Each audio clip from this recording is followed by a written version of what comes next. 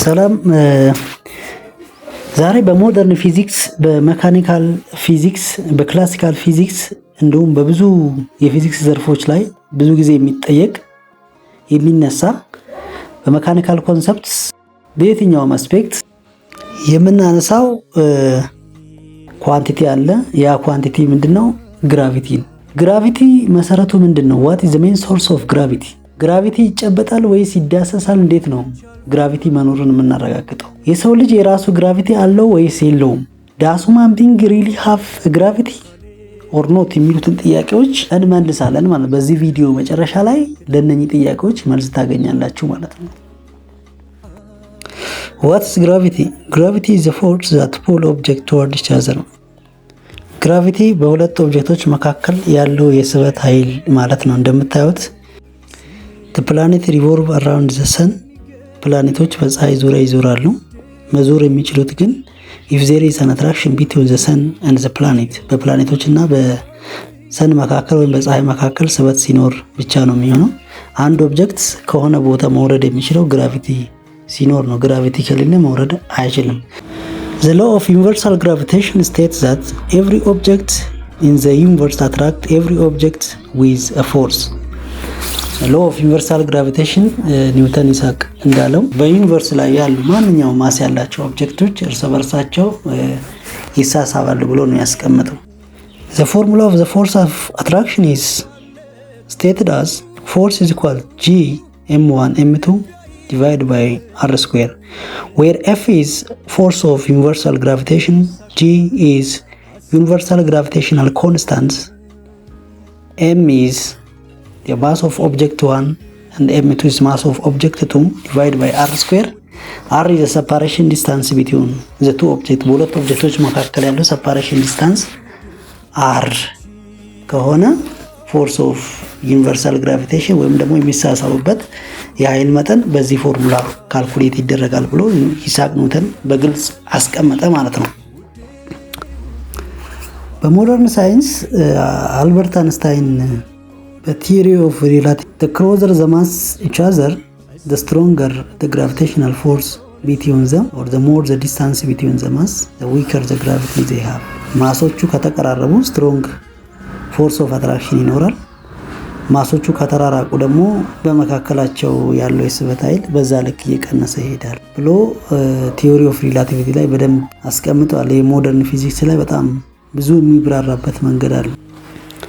ሁለቱን ፎርሶች ኢኩዌት በማድረግ ያ ማለት ዌይት ፎርስ እና ፎርስ ኦፍ ግራቪቴሽን አትራክሽንን ኢኩዌት ስናደርግ ግራቪቲ is equal to G mass of earth divided by እነኚህ ሁሉም ኮንስታንት ናቸው። G ዩኒቨርሳል ግራቪቴሽናል ኮንስታንት ነው 6.67 times 10 to the power minus 11 ኒውተን ሜትር ስኩዌር ፐር ኪሎግራም ስኩዌር አካባቢ ነው። M ማስ ኦፍ እርዝ ነው። R ራዲየስ ኦፍ እርዝ ነው። እነኚህ ኮንስታንት ናቸው። ስናካፈል 9.8 ሜትር ፐር ሰከንድ ስኩዌር ይሆናል። ይሄ 9.8 ሜትር ፐር ሰከንድ ስኩዌሩ ከየት መጣ ስንል ከየት አገኘች መሬት ስንል ይሄ መሬት ስበት ነው። መሬት ከየት አገኘ ስንል ከፀሐይ ነው ያገኘችው። ፀሐይ 274 ሜትር ፐር ሰከንድ ስኩዌር ግራቪቲ ያላት። በዚህ ሁሉ ግራቪቲ ነው ስምንቱን ፕላኔቶች ስባ የምትይዘው ማለት ነው። ፀሐይ ከየት አመጣች ብንል ፀሐይ ደግሞ በብላክ ሆል ዙሪያ ነው የምትሄድ። ይሄ የሚታያችሁ ኢሜጅ ብላክ ሆል ይባላል። ብላክ ሆል በዩኒቨርሳችን ውስጥ ትልቅ ማስ ያለው ትልቅ ግራቪቴሽናል ፑል ያለው ኦብጀክት ነው። ይሄ ሴንተሩ የምታዩት ጥቁሩ ነገር ብላክ ሆል ይባላል። ይሄ ላይት ያለበት ፓርት አክሬሽን ዲስክ ይባላል። እና ፀሐይ ሶርስ ኦፍ ኢነርጂ፣ ሶርስ ኦፍ ላይት እና ሶርስ ኦፍ ግራቪቲ የምታገኘው ከዚህ ከብላክ ሆል ነው ማለት ነው። ብላክ ሆል ሶስት አይነት ነው ያለው። ሱፐርማሲቭ ብላክ ሆል፣ ኢንተርሚዲየት ማስ ብላክ ሆል እና ስቴለር ማስ ብላክ ሆል ናቸው። ሶስት ናቸው። የዚህን የብላክ ሆል ማስ ብናይ 4.3 ሚሊዮን ታይምስ ማስ ኦፍ ዘ እርዝ ነው የሱፐርማሲቭ ብላክ ሆል።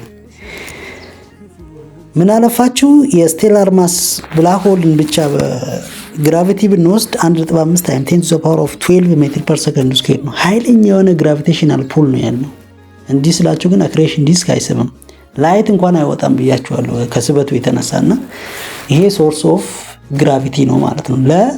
ለኛ ሶላር ሲስተም ለሚልክ ዌይ ጋላክሲ ወይም ደግሞ ለፀሐይ ማለት ነው።